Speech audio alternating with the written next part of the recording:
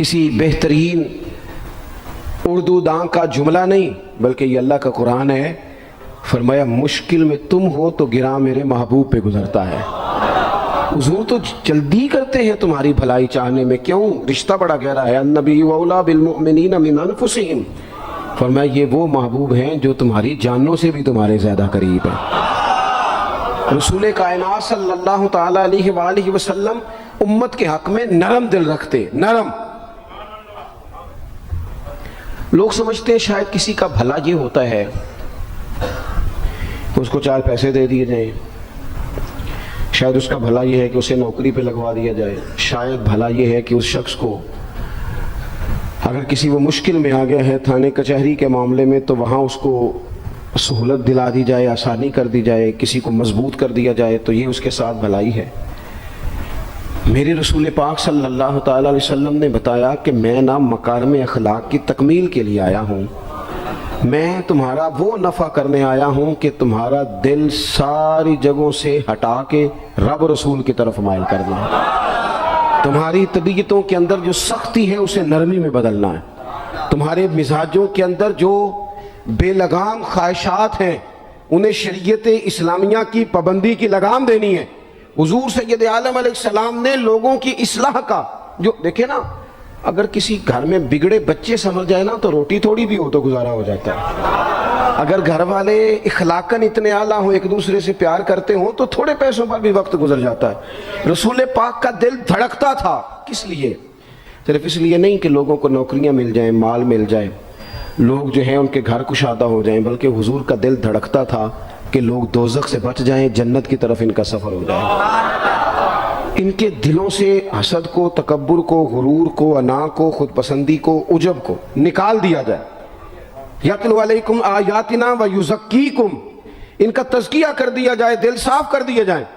رسول پاک صلی اللہ علیہ وسلم احساس کے ساتھ جاتے. ہمارے ہاں نا تبلیغ ہوتی ہے لیکن اس میں درد نہیں ہوتا, اللہ ماشاءاللہ اچھے لوگوں کی بات نہیں کرتا. لو میرے جیسے آدمی نے تقریر کرنی ہے, گھنٹہ گزارنا ہی ہے, تو پھر بعض اوقات نفس کی خواہشیں غالب ہوتی ہیں تو وہ اصلاح سے زیادہ شوق داد لینے کا غالب آ جاتا ہے. وہ آپ کو پتہ ہے نا, وہ ہمارے ہاں پھر وہ نقیب محفل بیچارہ کبھی بھاگ کے ادھر چلا جاتا ہے, کبھی بھاگ کے ادھر ہوتا ہے, کہتا ہے میں نے جملہ دینا ہے. اب وہ ایسے لگتا ہے جملہ نہیں دینے لگا, کوئی ایٹم بم دینے لگا ہے جس میں اتنی اسے پریشانی. ایک جملہ کہنے لگا, اسے سنبھال کے رکھنا, ضائع نہ کرنا, یہ نہ کرنا. وہ تو جملہ رہنے دے, تو آیت دے ہمیں کوئی قرآن پاک کی, تو ہمیں کوئی حدیث پاک سنا, تو سادی سی بات کر. یہ تو مطلب, اور پھر وہ داد کا اتنا شوق کہ جب تک سارے ہاتھ نہ کڑھیں, جب تک شمال جنوب والے نہ بول پڑیں تب تک بات نہیں ہوگی. یہ کیسی بات ہوئی؟ اصلاح کے اندر تو آپ کا درد آپ کی زبان سے زیادہ اثر رکھتا ہے. اقبال کہنے لگے کہ بات جو دل سے نکلتی ہے اثر رکھتی ہے, پر تو نہیں, پر طاقت پرواز مگر رکھتی ہے. وہ تو اڑتی ہے, وہ تو اس کی تو پذیرائی ہوتی ہے. اگر بات دل سے نکل رہی ہے تو عزیز بھائی یاد رکھیے گا, حضور سید عالم علیہ السلام درد دل کے ساتھ دعوت دیتے لوگوں. 10 دن حضور نے طائف میں قیام کیا ہے, ایک بندے نے بھی کلمہ نہیں پڑھا, الٹا انہوں نے روڑے مارے, تکلیف دی. حضور واپس آ رہے ہیں, صحابی ساتھ ہیں, باغ میں بیٹھ گئے. اتنی صحت مبارک پر انہوں نے معاذ اللہ تعالیٰ سنگ باری کی کہ خون مبارک بہ رہا ہے. فوراً عرض گزار ہوئے, یا رسول اللہ صلی اللہ علیہ وسلم آپ دعا کر دیں یہ تباہ ہو جائیں. فرشتہ بھی حاضر ہو گیا, حضور آپ دعا کریں یہ تباہ ہو جائیں. لیکن محبوب کے دل میں نرمی ہے نا امت کے لیے, اگرچہ یہ ساری امت دعوت ہے اس وقت, پر اس وقت بھی نرمی ہے. محبوب کریم علیہ السلام نے ہاتھ اٹھائے. صحابی کہتے ہیں میرے دل میں خیال آیا اب یہ تباہ ہو ہی, میری طرف دیکھیں جی, اب یہ تباہ ہو ہی جائیں گے, اب کوئی نہیں بچا سکتا انہیں تباہ ہونے سے. لیکن حضور نے کیا کہا؟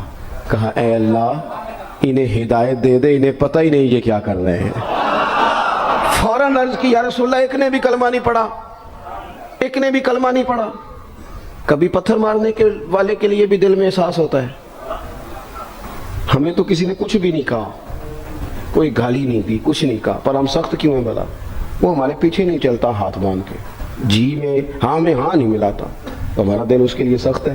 2 ہی تو بندے ٹھیک ہے دنیا میں, ایک میں ٹھیک ہوں اور ایک جو میری ہاں میں لائے پوری وہ ٹھیک ہے. دونوں ہاتھ باندھ کے پیچھے چلے, تیسرے کو میں کیسے ٹھیک ہونے دیتا ہوں؟ میرا مزاج ہی نہیں, اللہ ماشاءاللہ ہماری طبیعت ہی نہیں ہوتی ایسی. خدا کے بندو جب دل کشادہ ہو، طبیعتیں کھلی ہوں، پھر اس طرح کا تھوڑی مزاج ہوتا ہے۔ کریم محبوب صلی اللہ علیہ وسلم سے عرض کی حضور ایک نے بھی نہیں کلمہ پڑھا، اور پھر بھی آپ کے دل میں اتنی وسعت ہے، آپ ہدایت کی دعا کر رہے ہیں۔ 10 دن لگائے، ایک شخص بھی نہیں آ رہا۔ تو محبوب کیا فرمانے لگے؟ کریم فرمانے لگے مجھے پتہ ہے انہوں نے تکلیف دی ہے، ایک نے بھی کلمہ نہیں پڑھا، جلدی نہ پریشان ہو جایا کریں۔ کچھ لوگ جلدی جلدی کچے جملے بوئے، ساڑی قوم نہیں ٹھیک ہو سکتی جی، ایسمو لگتا کچھ نہیں ہو سکتا دی، یہ نہیں ٹھیک ہو سکتے، فلانے نہیں ٹھیک ہو سکتے۔ شکوہ ظلمت شب سے تو کہیں بہتر تھا، اپنے حصے کی کوئی شمع جلاتے جاتے۔ اللہ کے حبیب صلی اللہ علیہ وسلم سے عرض کی یا رسول اللہ صلی اللہ علیہ وسلم ایک بھی نہیں مانا، اور آپ نے پھر ہدایت کی دعا کی۔ تو یہ میرے محبوب کا امید کا طریقہ ہے۔ کریم فرمانے لگے اگر آج یہ نہیں مانتے تو پھر بھی تباہی کی دعا نہیں کرنی، یہ نہیں مانتے تو ان کی آنے والی نسلیں مان جائیں گی، مان جائیں گے لوگ۔ اپنے دل میں جب آپ نرمی لے آتے، ہمارے نا سینکڑوں نوجوان گناہوں میں چلے گئے ایک ایک علاقے سے۔ جو آدمی گناہ میں مبتلا ہوتا ہے نا، وہ سخت تکلیف میں ہوتا ہے۔ انسان کو جو چیز سب سے زیادہ ستاتی ہے وہ اس کی اپنی غلطیاں ہوتی ہیں۔ حدیث میں فرمایا ما حاک فی صدرک، کھٹکتا ہے سینے میں، چبھتا ہے گناہ۔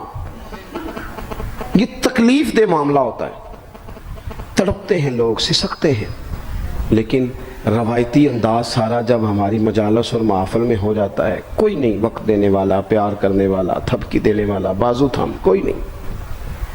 ایک تقریر وہ ہے جو میں آپ سے کرتا ہوں، بس ٹھیک ہے گھنٹہ گزارنا ہے، تو وہ بھی کئی میری طرح کے لوگ ہیں جو جمعرات کو فیصلہ کرتے ہیں سویرے کیا بیان کرنا۔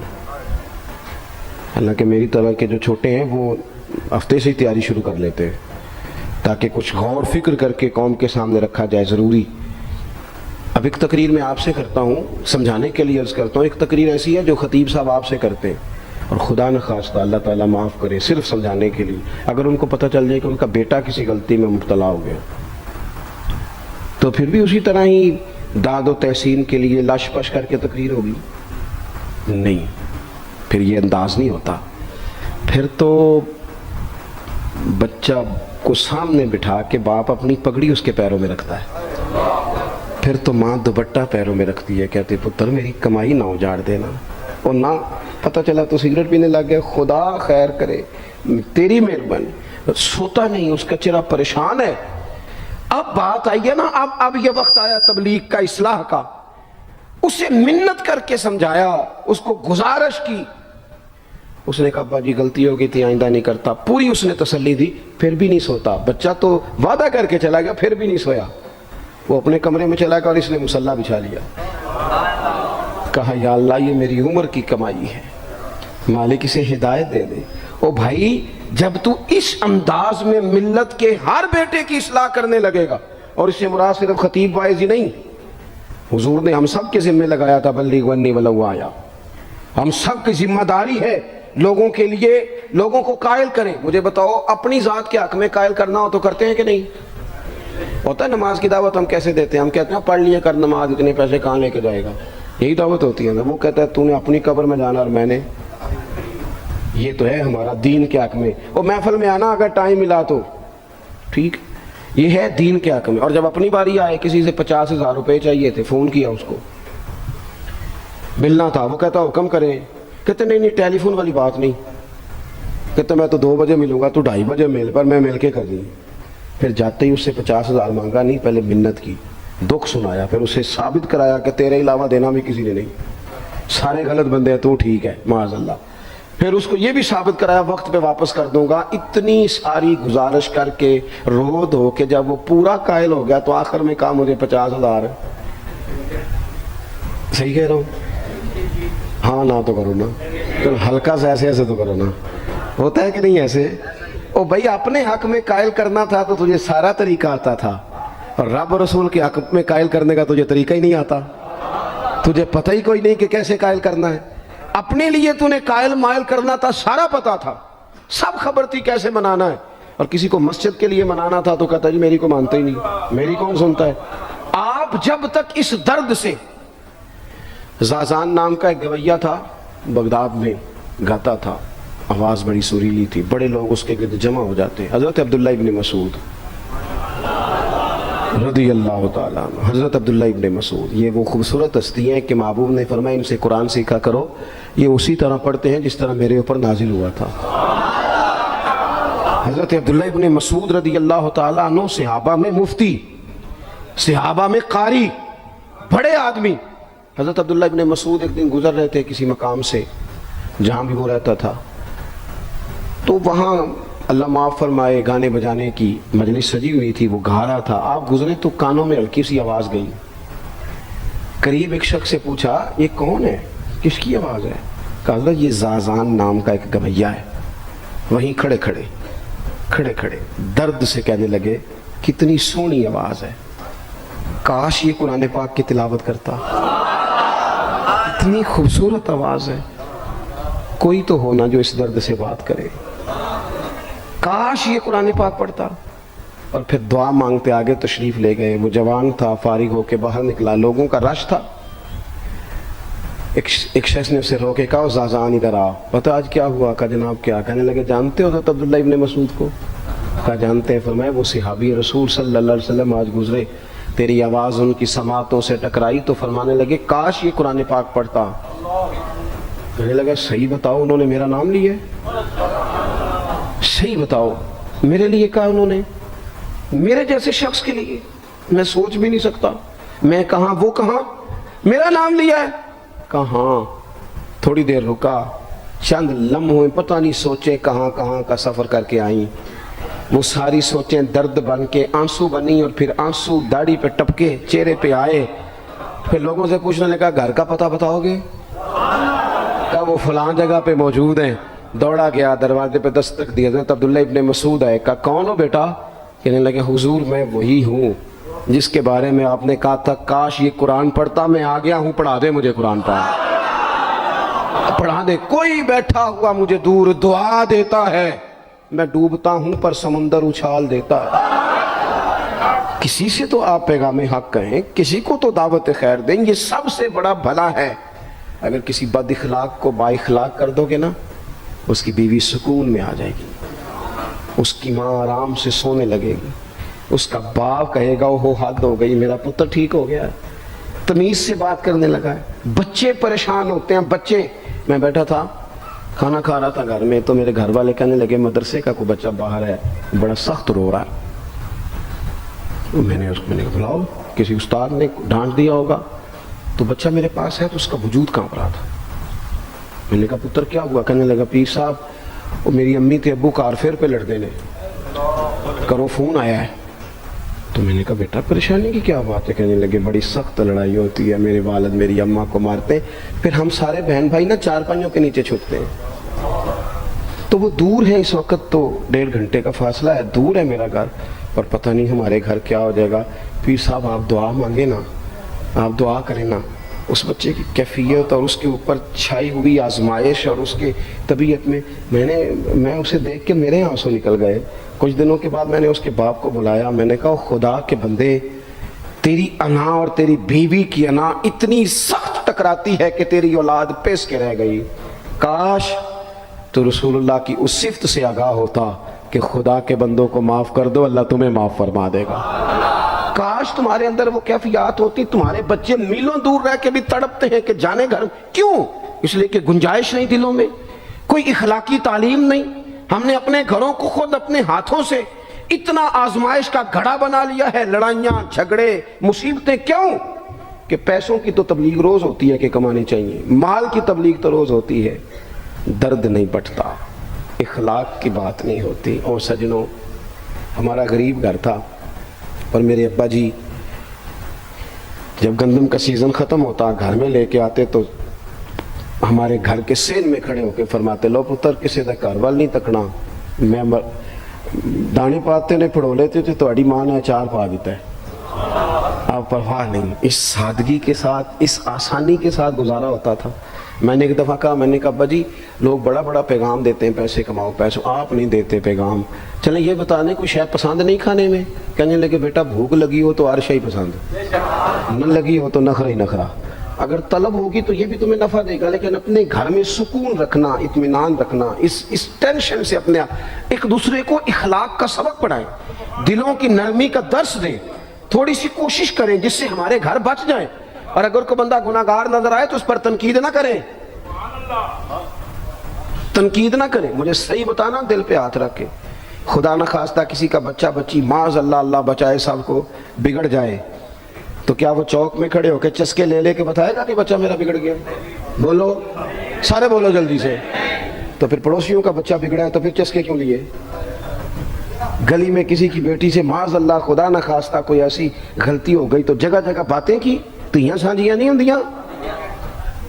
اپنے بچے کے بارے میں جب تو کہتے چھپ جائے بات، دیکھنا۔ حضرت سیدنا جنید بغدادی کہتے ہیں میرے ماموں تھے حضرت سری سختی، میں اپنے ماموں سے ہی بیعت تھا، انہی کی خدمت میں رہتا تھا۔ فرماتے ہم جا رہے تھے، ایک دن انہوں نے چھڑی پکڑی ہے، ایک ہاتھ میں مجھے تھاما، تھوڑا آگے گئے تو رش تھا، چند لوگ کھڑے تھے، تو حضرت سری سختی مجھ سے کہنے لگے جنید دیکھ تو صحیح رش کیوں ہے؟ تو میں گیا تو ایک نوجوان شراب پی ہے، معاذ اللہ نشے میں دھت لیٹا ہے، ارد گرد لوگ کھڑے، اور وہ چونکہ پوری طرح اس پر نشہ غالب ہے تو اول فول باتیں کر رہا ہے، لوگ بھی اس کے ساتھ جو ہے وہ ہنسی مذاق کر رہے ہیں، اس کا مذاق اڑا رہے ہیں، رش ہے۔ میں نے آگے کہا حضور دفع کریں، ایک شرابی لیٹا ہے، لوگ بھی مذاق اڑا رہے ہیں اور بس ایسے شغل لگا ہوا ہے۔ سارے لوگ تماشبین نہیں ہوتے۔ ہاں، حضرت فرمانے لگے نہیں جنید ایسے کیسے چلے جائیں، چل نہ مجھے لے چل۔ کہتے ہیں بوڑھے شیخ، ہاتھ میں نے تھاما تو وہاں لے گیا، حضرت نے لوگوں کو ڈانٹا چلو دوڑو۔ پرانے زمانے میں لوگ بزرگوں کی حیا کرتے تھے، سب لوگ وہاں سے چھٹ گئے۔ کہتے ہیں مجھے فرمانے لگے جنید جا پیالے میں پانی لا۔ کہتے ہیں میں ایک پیالے میں پانی بھر کے لایا، انہوں نے اپنے بوڑھے ہاتھوں سے اس کا منہ دھویا، اس کے چہرے پہ پانی ڈالا، اس کا منہ صاف کیا، پھر اسے کھڑا کیا، اسے گھر بھیجنے کو کہا۔ کہتے ہیں وہ وہیں ایک کونے میں سائڈ پہ ہو گیا تو حضرت نا منہ دھو کے نا تھوڑی دیر چپ کر گئے، پھر 2-3 لمحے گزرے تو ان کی آنکھوں میں زور زور سے آنسو ٹپکے اور ہاتھ اٹھا کے کہنے لگے مالک میں تیرا کمزور بندہ ہوں، میں منہ دھو سکتا تھا، میں دل تو نہیں نہ دھو سکتا، جو میرے اختیار میں تھا میں نے کر دیا، باقی تو مقلب القلوب ہے، کر نہ کرم۔ یہ کسی ماں کا بیٹا ہے، کسی خاتون کا شوہر ہے، او بھائی جو نشے پہ لگ جائیں ان کے بچے باپ کے ہوتے ہوتے یتیموں جیسی زندگی گزارتے ہیں، لوگوں کے مانگ کے کپڑے پہنتے ہیں۔ کسی نے کہا تھا اگر دشمن سے زیادہ بدلہ لینا ہو تو اسے قتل نہ کرو، نشے پہ لگا دو۔ معاذ اللہ، اتنا لوگوں نے، کتنا عام نشہ ہو گیا۔ کہا اللہ میں نا منہ دھو سکتا ہوں، دل نہیں، دل تو دھو سکتا ہے، دھو دے۔ کہتے ہیں یہ کہہ کے حضرت اٹھے تو میں نے اس کی حضور ایسے منہ دھویا کیوں آپ نے؟ تو فرمانے لگے اس لیے دھویا ہے کہ جب تک منہ سے بدبو آتی رہے گی جتنے لوگ سونگتے رہیں گے اس کے شرابی ہونے کے گواہ بنتے رہیں گے۔ میں نے اس لیے دھو ڈالا ہے کہ ہو گئے پیچھے جو ہو گئے مزید گواہ نہ بنے۔ حضرت سری سختی کہتے ہیں میں نے، حضرت جنید بغدادی کہتے ہیں میں نے اسی رات تہجد کے وقت اٹھ کے حضرت کو وضو کرایا، میں نے ان کا بازو تھاما، میں ہی ان کو مسجد میں لے کے گیا۔ کہتے ہیں جب ہم مسجد میں پہنچے تو وہ کل دوپہر والا شرابی ہم سے پہلے مصلی پہ بیٹھا تھا۔ کہتے ہیں میرے دل سے آوازیں نکل رہی تھی شیخ دیکھ لو پھر مالک کتنا کریم ہے، آپ نے منہ دھو ڈالا تھا، رب نے دل بھی دھو ڈالا، کرم فرما دیا۔ کوئی ہو اب ایسا کرے؟ آؤ نا سنگیوں ملے، ایک دوسرے کا منہ تو دھونا شروع کرے نا، آؤ نا ایک دوسرے کو یہاں تک تو ہم یہاں تک وضو کا پانی تو فراہم کرے نا، کچھ تو خیر تقسیم کرے۔ اخلاق کی تربیت کا میں دیکھتا ہوں ہمارے وطن میں اضطراب ہے، بے چینی ہے، اس طرح کا ماحول بنایا گیا ہے کہ لوگ ایک دوسرے کے حق میں سخت ہو گئے ہیں، مزاجوں میں تلخیاں ہیں، لڑتے جھگڑتے ناراض ہوتے لوگ، بگڑتے کوستے ڈانٹتے شکوے کرتے لوگ۔ شکوہ جو ہوتا ہے نا یہ بندے کو بے چین کر دیتا ہے، شکر بندے کو سکون میں مبتلا کرتا ہے۔ شکوے آزمائشیں اپنے دلوں میں وسعت لائیں، ایک دوسرے کو اصلاح کی طرف لائیں، ایک دوسرے کو پیغام دیں، ایک دوسرے کی تربیت کریں، تھوڑا سا حوصلہ، تھوڑا سا صبر، تھوڑی سی گنجائش اپنی طبیعتوں میں پیدا کریں۔ اپنے بچوں پر سب سے زیادہ نگرانی یہ کریں کہ ان کا اخلاقی معیار کیا ہے۔ اگر میں اور آپ خدا نہ خواستہ بچوں کو صرف یہ تربیت دیں گے نا کہ وہ پیسہ پیسہ پیسہ پیسہ، شادیاں بھی پیسے دیکھ کے کریں گے، تو یاد رکھنا پھر ایک دن وہ یہ بھی کہیں گے کہ ابا کاش تم کو ڈھابے کا کام کرتا تو آج ہمارے پاس بھی پیسے ہوتے۔ پھر باپ سے بھی پیسوں کا ہی مطالبہ ہوگا، پھر لوگ ماں باپ بھی پیسوں کے لیے چھوڑ کے چلے جاتے ہیں۔ پھر جب آپ نے تربیت ہی جس چیز کی تھی تو نتیجہ بھی تو وہی برآمد ہوگا. یہ تو نہیں ہو سکتا کہ بندہ بیج کوئی اور لگائے اور درخت کوئی اور نکلا. یہ ہو نہیں سکتا. اگر ہم اپنے باپ سے روز جھگڑا کریں گے 5 مرلے کے لیے تو یاد رکھنا پھر ہمارا بیٹا 1.5 مرلے کے لیے بھی جھگڑا کرے گا. پھر معاملہ اس طرح کا مرتب ہوگا. ایک دوسرے کو اخلاقی پیغام دینا ضروری ہے. آخری بات آپ کی خدمت میں یس کرنی ہے اور یہ میری خواہش ہے کہ آپ اس پر زیادہ توجہ کریں گے انشاءاللہ. آپ سارے ویڈیو بنائیں, مجھے کوئی اعتراض نہیں, پر مہربانی کریں دیکھیں تو میری طرف نہ. جب آپ لائیو چلاتے ہیں تو پھر اسی کو دیکھتے ہیں, وہ پھر کہتا ہے کہ یہ کمنٹس آ گیا تو دوسرا آ گیا. اللہ کرے میری بات آپ کے دل میں اتر جائے. آپ تھوڑی سی توجہ کریں, میں کیا عرض کرنا چاہتا ہوں, غور کریں میرے بھائی. ملک میں نا مہنگائی تیزی سے عروج پکڑ گئی ہے, اور مہنگائی جب ہوتی ہے نا تو امیروں نے تو مال بیچنا ہوتا ہے تو ان کا دگنا ہو گیا تو وہ تو اور امیر ہو گئے. تو غریبوں کے لیے مشکلات بڑھ گئی ہیں. جو طبقات بیچارے تنخواہ دار تھے, کمزور تھے, میری طرف دیکھیں جناب, وہ اور کمزور ہو گئے. ہمیں زیادہ تو نہیں لیکن اتنا ضرور کرنا چاہیے. یہ قرآن پاک دے دیں جی, مجھے دے دیں, تشریف رکھیں آپ. عزیز بھائی تھوڑا سا نا, زیادہ نہیں, 3 لوگ مل کے ایک غریب آدمی کا خیال تو رکھ ہی سکتے ہیں نا. لیکن غریبوں سے بھی عرض کروں گا, سہارا بندوں کو نہیں بنایا کرتے, سہارا رب رسول کو بنایا کرتے. کسی سے تھوڑی سی مدد لینا تو ٹھیک ہے, چلو آگے جانے کے لیے تھوڑا سا سہارا لے لیں کہ اب مشکل ہے تو یہ کراس نہیں ہو رہا رستہ, تھوڑا سا سہارا تو لے لیں. لیکن جو لوگ مستقل سہاروں پہ آ جاتے ہیں ان کا تو پھر اپنی طاقت ہی ساری ختم ہو جاتی. گردن کو جھکا دیتا ہے خیرات کا پتھر, جہاں میں مانگنے والوں کے سر کبھی اونچے نہیں ہوتے. تھوڑی سی ہم نے ایک دوسرے کی مدد کرنی ہے. جو لوگ زیادہ مالدار ہیں ان سے میری گزارش ہے کہ تھوڑے سے خرچے کم کر لیں, اپنے ہاتھوں سے تقسیم کریں. یہ چھوڑ دیں کہ وہ میرے چچا کے جو بیٹے ہیں وہ میرے ساتھ اچھا سلوک نہیں کرتے, وہ فلانے ہیں, وہ ان کا سلوک اگر وہ کریں گے تو اللہ سے اجر لیں گے. آپ اگر ان کو محسوس کرتے ہیں نا وہ غریب ہیں, ماموں کے بیٹے, چچا کے بیٹے, گلی والے, محلے والے, تو تھوڑا تھوڑا کر کے اپنے بھائیوں کی مدد کرنی شروع کریں. دیکھو عید پہ کپڑے تھوڑے لے لو نا, ویسے بھی سوٹ کی ضرورت تو صرف عید پڑھنے کے لیے, بعد میں تو کپڑے بدل کے گوشت کرتے ہیں, تو بچے ویسے سوئے رہتے ہیں سارا دن. تھوڑی سی نا اپنے اضافی خرچے کم کریں. غربا کی تھوڑی, یہ عید گزری تھی نا چھوٹی تو شادیاں شروع ہو گئی تھیں. میرے پاس لوگ بہت زیادہ آتے ہیں, چونکہ نیک آدمی سمجھ کے اچھا گمان کر کے لوگ دعاؤں کے لیے کہتے ہیں, تو ان کے دکھ سن کے نا تو کئی دفعہ سوچتے ہیں کہ یار یہ جو امیروں نے اتنے مہنگے مہنگے ہوٹلوں میں روٹیاں کھائیں, اتنی مہنگی مہنگی گاڑیاں پجارو, یہ اللہ کے حضور جواب بھی تو دینا ہے نا. ہم نے ایک دوسرے کا خیال چھوڑ گئے, 2-4 باتیں سوچ کے نا, وہ جس کے گھر میں 3 لوگ ہیں کام کیوں نہیں کرتے, وہ خدا کے بندے کرتے ہیں کام, لیکن محنت سے نہیں ملتا, خدا کے فضل سے ملتا ہے. تیرے اوپر فضل ہے, تجھے باتیں آتی ہیں, لیکن کئی دفعہ سارے بھی کریں تو رزق جب ہی آتا ہے جب رب چاہتا ہے. ایک تو وہ لوگ ہیں جو ہاتھ پھیلا کے مانگ لیتے ہیں, ایک سفید پوش ہوتے ہیں, لا یسألون الناس الحافا, جو لپٹ لپٹ کے سوال نہیں کر سکتے. ان کو دیکھیں, بالخصوص اپنے بہن بھائیوں میں, قریبی رشتہ داروں میں, پڑوسیوں میں تھوڑی تھوڑی لوگوں کی مدد کریں اور اپنے خرچے بتدریج کم کریں. خواہش تو بچوں کی طرح ہوتی ہے, ایک خواہش پوری کریں تو دوسری پیدا ہو جاتی ہے, دوسری پیدا کریں تو 4 خواہشیں اور کھڑی ہیں. یہ نفس تو بچے کی طرح ہے. اپنی خواہشات تھوڑی کم کر کے, یہ حکومتوں سے آپ امید نہ رکھیں. ہمارے ملک میں جتنی سیاسی جماعتیں حکومتیں کر چکی ہیں یا کر رہی ہیں, ان سے کوئی توقع نہیں. یہ بیچارے تو اپنے جھگڑوں سے باہر نہیں آتے, انہیں کیا خبر کہ غریب کہاں بستا ہے. جب تک بندہ وہاں سے ہو کے نہیں نا گزرتا جو اصل جگہ ہے. تمہیں یہ جو تم اے سی والے کمروں میں بیٹھ کے اور جناب نیسلے کی بوتلیں رکھ کے پریس کانفرنس کرتے ہو, تمہیں کیا پتا ہو, تمہیں کیا خبر ہو کہ بچوں کی فیس دینی ہو تو بوڑھے ماں باپ پہ کیا گزرتی ہے. تمہیں کیا خبر ہو کہ عید آ گئی ہے تو بوڑھے کس طرح مشورے کر رہے ہیں کہ اگر عید کر کپڑے نہ کر لے تو سس گلا کرے گی. تمہیں کیا خبر ہو کہ کچھ غریب ایسے بھی ہیں جو بیچارے رات کو مشورہ کرتے ہیں کہ صبح ناشتے میں گھی کہاں سے لانا ہے, بچوں کے پراٹھوں کے لیے تو گھی بھی نہیں ہے, گندم امیر شہر کی ہوتی رہی خراب اور بچی کسی فقیر کی فاقے سے مر گئی. خدا را مہربانی کرے, گنجائش پیدا کرے. بندہ کبھی بھی جیب کا سخی نہیں ہوتا. بخاری شریف میں پورا باب ہے کہ بندہ غنی دل کا ہوتا ہے. اپنے دل کا غنا اپنے اندر لائیں. جب آپ کا دل سخی ہو جائے گا ساری چیزیں ٹھیک ہو جائیں گی. اللہ تعالیٰ مجھے اور آپ کو توفیق عمل عطا فرمائے. اللہ تبارک و تعالیٰ اپنے بندوں پر بڑا مہربان ہے. وہ اپنے بندوں کو معاف کرنے والا ہے, اپنے بندوں پر رحمت کرنے والا ہے. ہم اللہ تعالیٰ کے عاجز بندے ہیں. خواہشات نفسانیہ کئی دفعہ معاذ اللہ غالب آتی ہیں, غلطیاں ہو جاتی ہیں,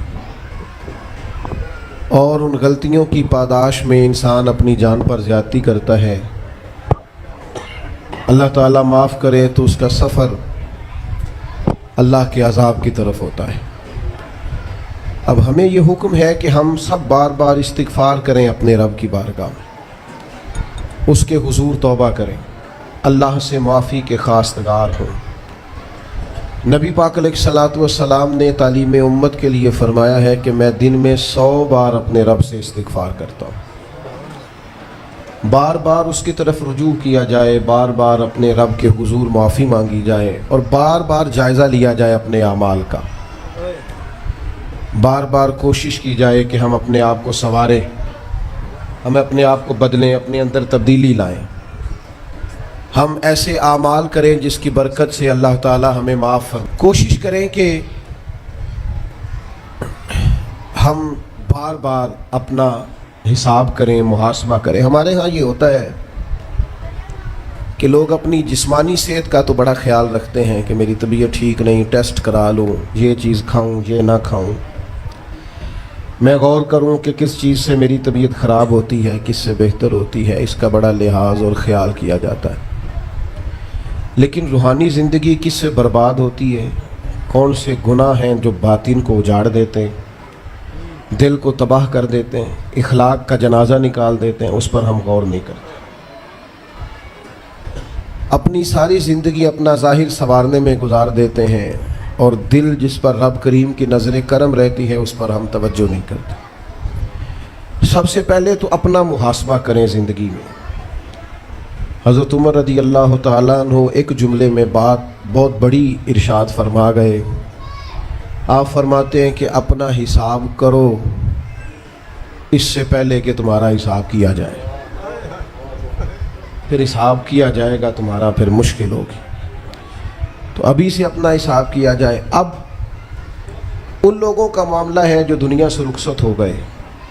انسان خیر اور بدی اس کا مجموعہ ہوتا ہے. انسانوں میں نیکیاں بھی ہوتی ہیں, کمزوریاں بھی ہوتی ہیں. اب ہم میں سے جو دنیا سے رخصت ہو گئے ہیں ان کے تعلق سے ہماری کچھ ذمہ داریاں ہمارے ذمے بچتی ہیں.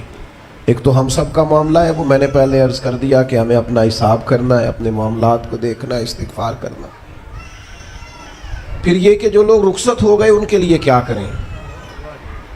تو چونکہ انسان میں کمیاں بھی ہوتی ہیں, خوبیاں بھی ہوتی ہیں, تو سب سے پہلے تو اللہ کے حبیب علیہ السلام نے ہمیں فرمایا ہے کہ اذکروا محاسن موتاکم. جب تم میں سے کوئی رخصت ہو جائے تو اس کی اچھی اچھی باتوں کا ذکر کرو. ایسا نہیں کہ انسان میں ساری خوبیاں ہی ہوں گی, لیکن تم خوبیاں تلاش کر کے ان کا بیان کرو. تم زمین پر اللہ کے گواہ ہو. ایک تو جب بھی کسی جانے والے کا ذکر کریں خیر کے ساتھ کریں, بھلائی کے ساتھ کریں, اچھے لفظوں کے ساتھ کریں. کہیں کوئی کمی یاد آئے بھی تو اب اسے چھوڑ دیں, وہ بندہ رخصت ہو گیا, اس کا ذکر خیر کے ساتھ کرنا, اس کو ذہن میں ضرور بٹھائیں. دوسری بات یہ کہ جب کوئی دنیا سے جائے تو اس کی طرف سے اصال ثواب کریں,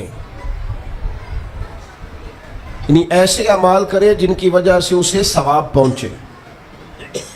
ہمارے ہاں جو رسم و رواج بعض بن گئے ہیں, بڑی بڑی دیگیں, بڑے لاؤ لشکر, نامی گرامی بندہ ہے تو نامی گرامی آؤ جاؤ تو کھانے تو بڑا جلسہ تو پتہ لگ جائے لوگوں کو. تو پہلے تو یہ یاد رکھو جس کام میں تھوڑی سی بھی ریاکاری ہو اس پر اللہ کی بارگاہ سے اجر کی امید کیسے رکھتے ہو. جب تک عمل خالص لوجہ اللہ نہیں ہوتا, جب اس پر ثواب مل نہیں رہا تو جائے گا کیسے. جتنا آپ عمل چھپا کے کریں گے, جتنا آپ عمل اللہ کی رضا کے لیے کریں گے, اتنا ثواب زیادہ ہوگا, جانے والے کو فائدہ زیادہ ہوگا. وہ میں ختموں پہ جاتا ہوں کئی دفعہ تو وہ کہتے ہیں اتنے لاکھ روپیہ مسجد کو دیا, اس کا بھی اعلان کر دیں. اتنے قرآن پاک پڑھے ہیں تو اس کا بھی اعلان کر دے. کس کو بتا رہے ہو اعلان کر کے؟ اللہ کو تو پتہ ہے تم نے کیا پڑھا ہے. یہ پرچیاں پڑھ پڑھ کے کس بات کی سنا رہے ہو؟ کیا مطلب ہے اس کا؟ حضرت عبداللہ ابن مسعود رضی اللہ تعالیٰ عنہ فرماتے ہیں بعض ریاکار مر کے بھی ریاکاری نہیں چھوڑتے. حضور مر کے ریاکاری نہیں چھوڑتے؟ مرنے کے بعد کیسے ہوگی؟ فرماتے ہیں ان کی خواہش ہوتی ہے جنازے بڑے ہونے چاہیے, لوگوں کو پتہ لگ جائے فلانا گیا. مرنے کے بعد بھی تو دکھاوا کر رہا. حضرت ابو ذر غفاری رضی اللہ تعالیٰ عنہ کا جنازہ چند لوگوں نے پڑھا ہے, 4-5 لوگوں نے, اور حضور کے محبوب ترین صحابی ہے. بڑا جنازہ بھی بڑی بات ہے, اللہ تعالیٰ توفیق دے تو اچھے لوگوں کے بڑے جنازے, لیکن کسی کا جنازہ چھوٹا بھی ہو جائے تو مطلب یہ نہیں کہ بندہ ٹھیک نہیں تھا. بات کی سمجھ آ رہی ہے؟ تو میرے عزیز, اصال ثواب کریں تو اللہ کی رضا کے محض. پتہ ہوتا ہے محلے میں غریب کون ہے, اپنے والد اور والدہ کے نام پر غریب کو دے دیں. کسی مقروض کی مدد کریں, اس بیچارے کی جان چھوٹ جائے. آپ کوئی گلی ٹھیک کرا دیں جہاں سے لوگوں کا گزرنا آسان ہو. آپ کچھ ایسا نظام کر دیں جس سے لوگوں کے لیے آسانیاں پیدا ہو جائیں. لیکن آپ محض وہی کام کریں گے جس سے دکھاوا ہوگا تو کیا امید کرتے ہیں اس پر اجر کی؟ تو اصال ثواب دیکھیں قوم کو ضرورت کیا ہے, وہ والا اصال ثواب کریں. حضرت سعد رضی اللہ تعالیٰ عنہ نے جب آن کر کے عرض کیا تھا کہ یا رسول اللہ صلی اللہ تعالیٰ علیہ وسلم میری والدہ کا انتقال ہو گیا ہے تو میں ان کے لیے کیا کروں؟ تو محبوب نے فرمایا کہ فلاں جگہ پانی کی قلت ہے تو وہاں کنواں کھدوا دے.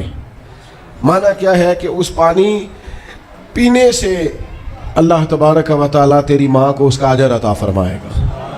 صدقہ تو جس چیز کی ضرورت ہے آپ وہ چیز کر کے دیں, اور ختم چپ کر کے بھی ہو جاتا ہے, گھر کے اندر بھی ہو جاتا ہے, اکیلے بھی ہو جاتا ہے. اس کے لیے لاکھوں کروڑوں لگانے کی کوئی ضرورت بھی نہیں. چوتھی بات, تیسری بات,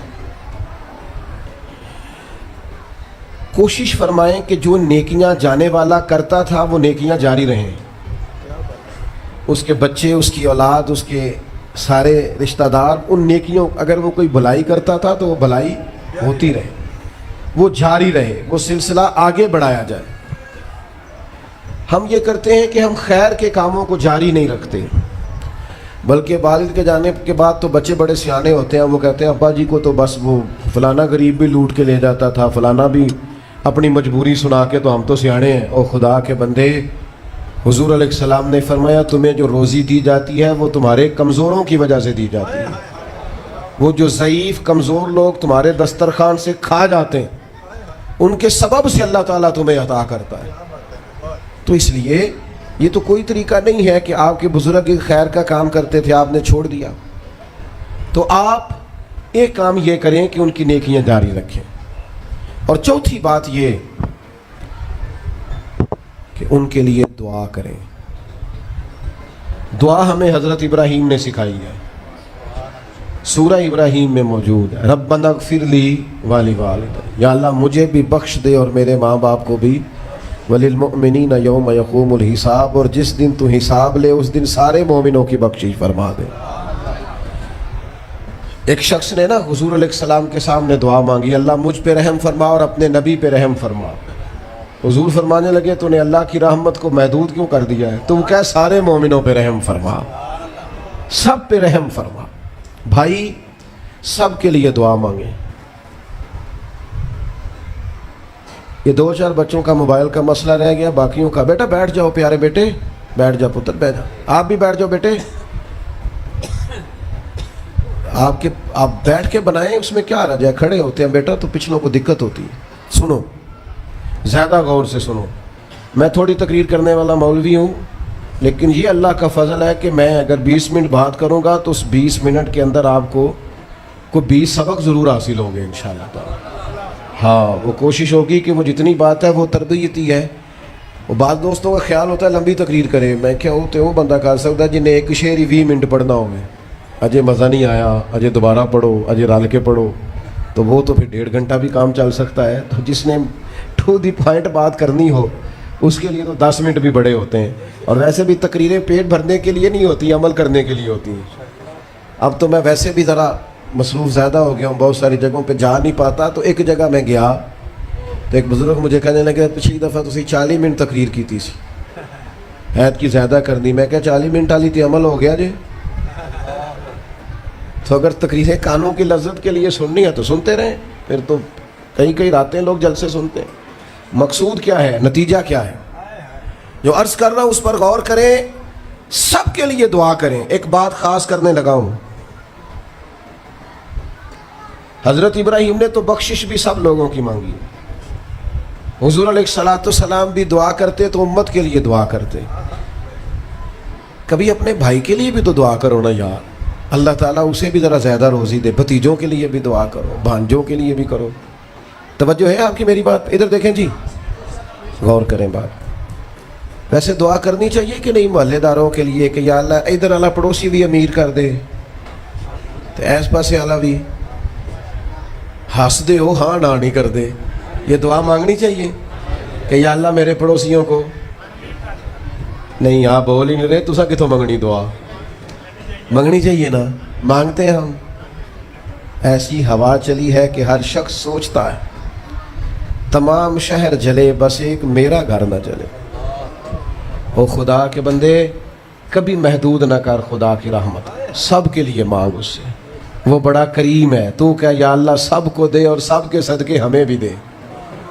لیکن ہم نہ دعاؤں میں بھی اپنا ظرف اور حوصلہ بڑا نہیں کرتے, گنجائش پیدا نہیں کرتے. دیکھو داتا گنج بخش علی اجویری رحمۃ اللہ علیہ نے لکھا ہے کہ ایک بندہ نا حج کرنے گیا تو ہر جگہ دعا مانگتا تھا, یا اللہ میرے دوستوں کو نیک کر دے, یا اللہ میرے دوستوں کو نیک کر دے.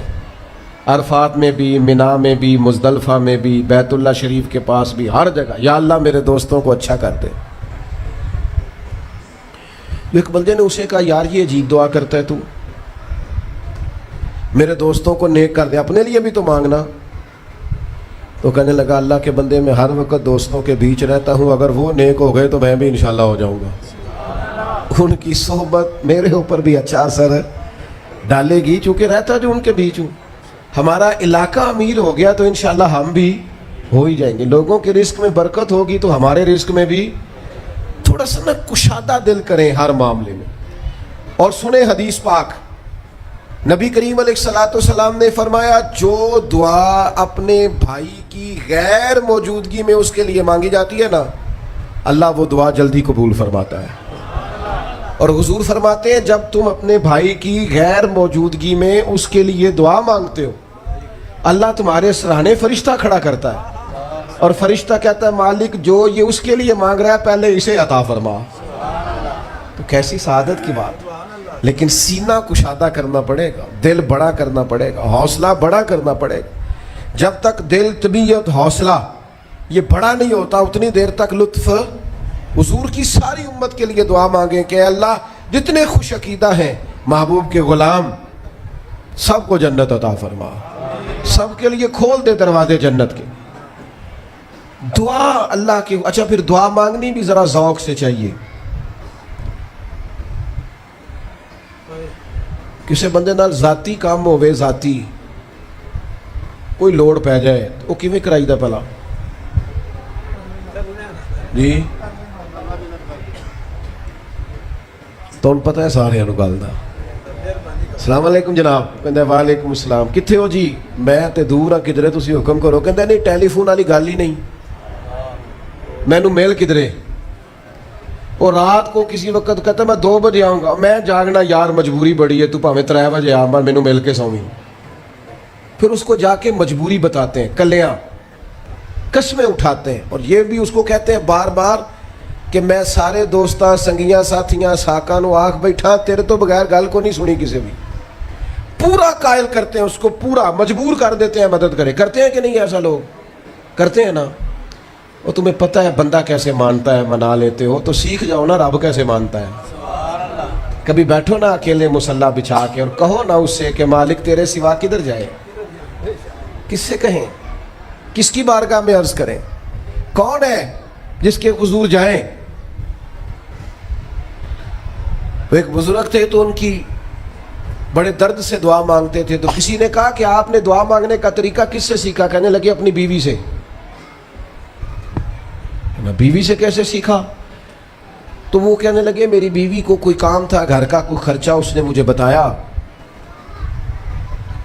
تو میں نے اسے کہا بھی میرے پاس پیسے کوئی نہیں, آتے ہیں کہیں سے تو دیتا ہوں, کرا دیں گے. عورتوں کی عادت ہوتی ہے 2-4 دن کے بعد پھر یاد کرایا کہ وہ کام گھر کا ہونے والا ہے, پیدا کیا ہے, بتا تیری بارگاہ میں عرض نہ کروں تو پھر میں کس سے کروں. بندے تو بات سنتے ہیں تو پھر وہ پردے کھول دیتے ہیں, دیتے کچھ نہیں اور لوگوں کو سناتے ہیں فلانا آیا جی پیسے پہ منگتا ہے.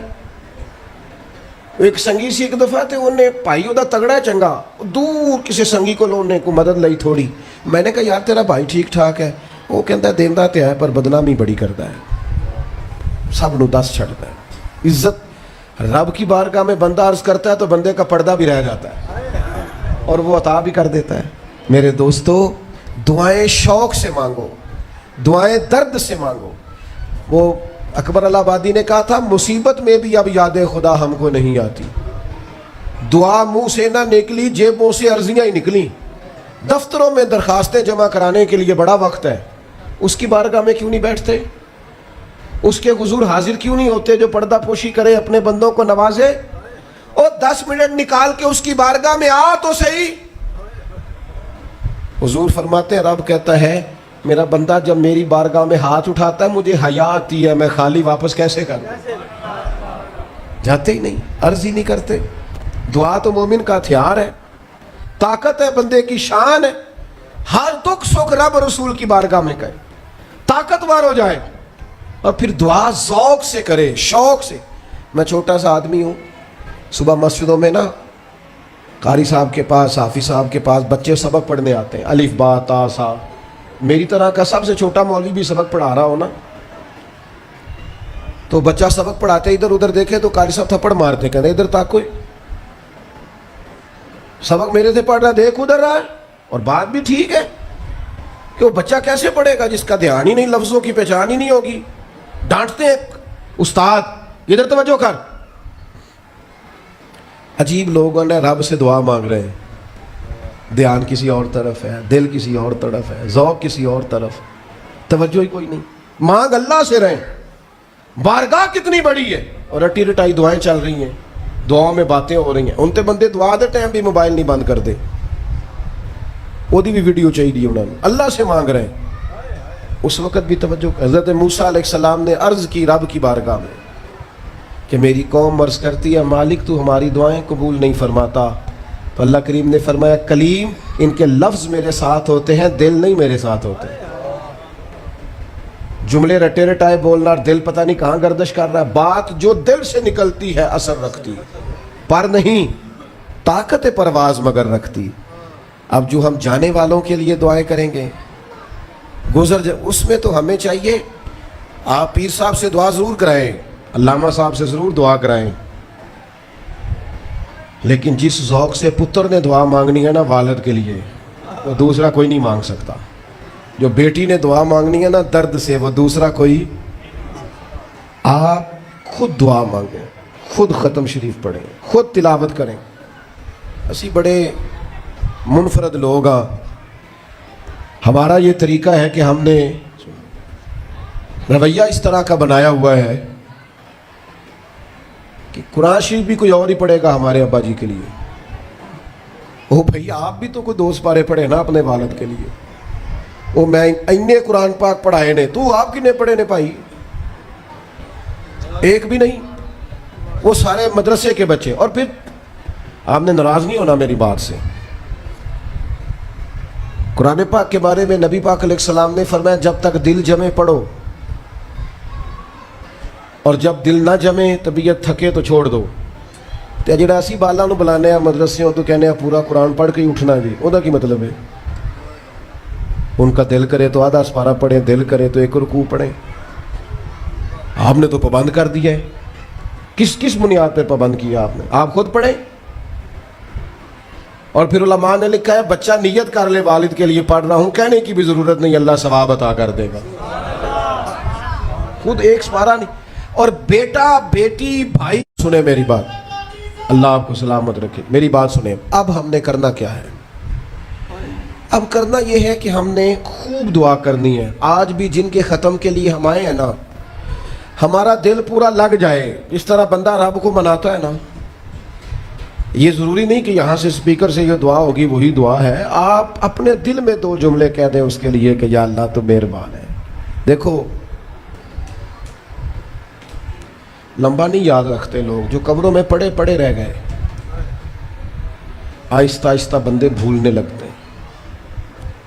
جب کسی کا انتقال ہوتا ہے لوگ روز قبرستان جاتے ہیں, پھر تھوڑے دنوں کے بعد یہ روٹین کیے. فرمایا قبر والا ماں, میرا باپ, میری اولاد میرے میرے میرے میرے لیے دعا کریں, میرے اپنے میرے لیے دعا کریں. وہ تو انتظار کر رہا. دوستو اپنے جانے والوں کا بہترین تحفہ ان کے لیے دعا کرو. میری والدہ میرے والد چلے گئے, کوئی مجھ سے پوچھے نا ان کے لیے کیسے دعا کرتے تو میں کہتا ہوں میری سانسیں بھی دعا کرتی, میری دھڑکنیں بھی دعا کرتی. ایک دن نہیں, ایک دن میں کئی دفعہ جب بھی خیال آتا ہے ان کے. قرآن مجید نے خود توجہ دلائی, وَقُلْ رَبِّ ارْحَمْهُمَا كَمَا رَبَّيَانِي صَغِيرًا. اللہ کہتا ہے کہو اے اللہ ان دونوں پہ رحم فرما, جب میں چھوٹا تھا تو میری انہوں نے پرورش کی تھی. رب نے دعا سکھائی.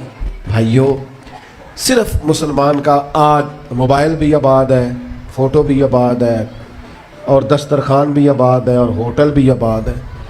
جس چیز کو آباد نہیں کرتے وہ مسلح ہے. مسلح کمزور ہے, مسلح طاقتور ہونا چاہیے.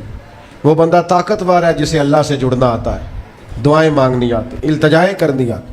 خوب دعائیں مانگیں, خوب اس کی بارگاہ میں حاضری دیں. آخری بات آپ سب کے لیے میری یہ ہے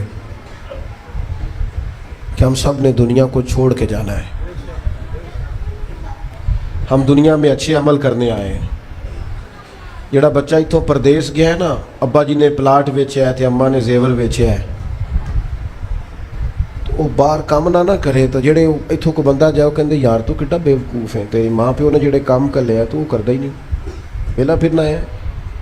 اور پھر میں نے سیانے لوگ دیکھے ہیں سعودی عرب میں 40 سال گزارتے ہیں پر وہاں گھر نہیں بناتے. دبئی میں, یورپ میں 40 سال گزارے, گھر نہیں کوئی. بلکہ جو کمبل خریدا تھا نا جاتے وقت, واپسی تک وہی کمبل ہے. کیوں کہ وہ سمجھتے ہیں گھر تو پاکستان میں. پردیس کے لیے محنت, یہاں گھر بنانے کا مقصد کوئی نہیں. او میرے دوستو, نبی پاک نے ہمیں فرمایا دنیا میں اس طرح رہنا جس طرح مسافر رہتے ہیں. گھر تو تمہارا جنت میں, اصل ٹھکانہ تو آخرت کا ہے. لیکن ہم ساری تباہی اتار رہے ہیں, یہاں فارغ پھر رہے ہیں. آپ نے ناراض نہیں ہونا, ڈھیر سارے بندے بے نمازی ہیں اور بلا وجہ بے نمازی ہیں, کوئی وجہ نہیں. جو بندہ کہتا ہے نماز کے لیے ٹائم نہیں ملتا, جھوٹ بولتا ہے. کیونکہ رب کہتا ہے لا یکلف اللہ نفسا الا وسعہا, جو بوجھ کوئی اٹھا نہ سکے میں ڈالتا ہی نہیں. تو ہم نماز پڑھ سکتے تھے تو اللہ نے فرض کی ہے. ٹھنڈے اے سی لگ گئے, اب فجر میں آنکھ ہی نہیں کھلتی. او خدا کے بندو, اس وقت سے ڈرو جب اے سی بھی ہو, کمرہ بھی ہو, پر نیند ہی نہ آئے. آج نیند ضرور کرو پر غافلوں والی نہ کرو. فجر کی نماز بر وقت. آج کل ہی تو موقع ہے فجر پڑھنے کا جب رات چھوٹی. اب بھی تو مزہ آتا ہے, بندہ تھوڑی قربانی دے کے اٹھتا ہے. یہی تو ٹائم ہے کہ آپ وقت پہ آئیں. اور یہ ذمہ داری ہے گھر کے بزرگوں کی کہ وہ جس طرح ناراض ہوتے ہیں نا میری روٹی کیوں نہیں ٹائم نہ پکی, انہیں ناراض ہونا چاہیے کہ تم نے نماز کیوں نہیں پڑھی. لیکن وہ ذات کے لیے ناراض ہوتے ہیں, دین کے لیے ناراض ہی نہیں ہوتے. اس پر ضرور توجہ کریں, بالخصوص اپنی نماز کا خیال. اور نوجوانوں سے کہوں گا, جو بندہ جوانی میں نمازی نہیں نہ ہوتا, بڑھاپے میں اس کے لیے عادت ڈالنا مشکل ہوتا ہے. ابھی سے نمازی ہو جاؤ, بڑا مزہ آئے گا, زندگی مینج ہو جائے گی. ہم تو بھائی ٹائم کے اتنے پابند ہی نہیں رہے. ساڈا تو ٹائم ہی ہے, زور تو پہلا زور تو بعد, اثر تو پہلا تے اثر تو, ہر چیز نماز کے ساتھ سیٹ ہے. بڑا مزہ آئے گا.